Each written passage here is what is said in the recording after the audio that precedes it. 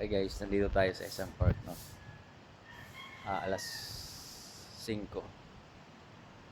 ng madaling araw. Ayan mo.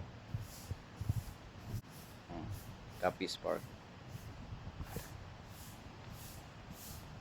Ito yung tambayan ko.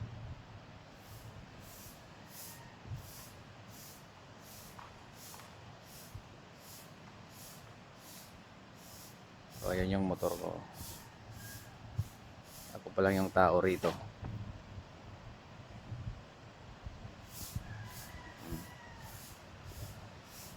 Ayan. May malaking mangga siyempre. Ayan. Ano?